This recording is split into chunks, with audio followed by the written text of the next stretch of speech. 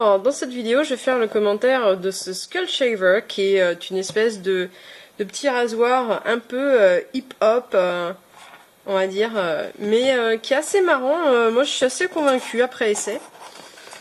Voilà. Alors, dans la boîte, on a un poster qui explique plein de choses. Alors, il me semble qu'il est en anglais, mais comme je lis l'anglais, donc ouais, c'est ça, il est en anglais celui-là. Mais toutes les explications, je m'en suis pas rendu compte. Parce que je suis bilingue. Et on a un petit manuel avec les parties en français. On a le petit chargeur. Voilà, ça charge en 2h30. Moi, il était déjà un peu chargé, donc il a chargé en 2 heures. Et ça tient 1h30 en utilisation. Il y a un petit bidule pour nettoyer, mais en fait, il a un système de rinçage assez basique. On a ce petit truc complémentaire pour les zones difficiles d'accès. Je vous laisse imaginer ce que ça peut être chez moi, mais voilà. Hop. Et donc voilà l'appareil. Donc il est totalement funky, hein, avec le petit papillon. Et moi je me suis dit, oh là là, c'est le truc là qui est à la mode, mais est-ce que c'est vraiment génial? Et franchement, eh ben, je suis assez convaincue. Donc on a ici des indicateurs de charge. Quand on arrive au rouge, évidemment, il faut recharger. Donc il y en a 5, c'est une assez bonne indication de ce qui reste. Donc là ici je l'ai rechargé à bloc. La charge se fait à part ici et comme on peut le constater, donc c'est un appareil qui a une charge type salle de bain. Donc il est IPX5. IPX5 ça signifie le X, il n'est pas protégé de la poussière. Le 5 il est protégé des éclaboussures. Ça veut dire que, alors moi c'est l'une des premières questions que je me suis posée.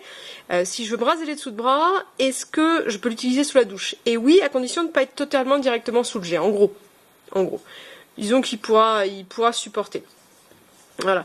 Et donc ça se présente comme une espèce de grosse poire. Et au début, moi je l'ai tenu comme ça. Et puis c'est seulement après que j'ai utilisé le manuel. Donc j'ai découvert que c'était pas que ça. Voilà, ça se présente comme ça. C'est comme un rasoir pour homme, mais beaucoup plus large et beaucoup plus plat. Voilà, c'est orienté. Et le cataploc que vous entendez, c'est mon chien qui a pris une douche. Il est super furax, il galope. Voilà. Et voilà, donc ça peut aller dans plein de parties, c'est assez rond. Et en fait, sur certaines zones, on va l'utiliser plutôt comme ça en fait. Ce qui fait que c'est assez simple d'aller trouver les zones. Alors, extra pour faire les genoux, pour faire une petite mise à jour sur les genoux. Même moi j'ai du mal, même avec l'épilatrice là, à aller sur les genoux. Ou juste derrière, j'ai du mal, je trouve que c'est un peu sensible. Et en même temps, il n'y a pas grand chose derrière, on va dire. Mais bon, c'est bien pour les zones un peu difficiles d'accès, pour faire une petite mâche d'épilation. Après, moi, je préfère m'épiler que de me raser, il n'y a pas photo. Hein. Mais bon, quand on est pressé, ça peut être sympa, c'est assez efficace. Et ouais, c'est pas mal. Et en fait, j'ai vu sur internet que ça s'appelle Skull Shaver parce que c'est impeccable pour se raser le crâne. Alors pour les hommes qui aiment avoir un crâne rasé parfait, nickel, apparemment ça c'est bien. Et il est hors de question que je fasse ce test-là pour vous. Moi, j'ai des cheveux super longs. Et donc, c'est niette. Et voilà, c'est sympa comme truc, franchement, et ça marche bien. Voilà, ça marche bien pour les parties un peu difficiles. C'est vrai que c'est plus pratique que le rasoir pour les dessous de bras, parce qu'il y a un risque de se couper, que ça s'infecte sur cette zone. Ça, il n'y a pas de risque.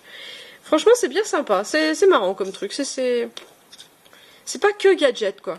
Ça, c'est sympa.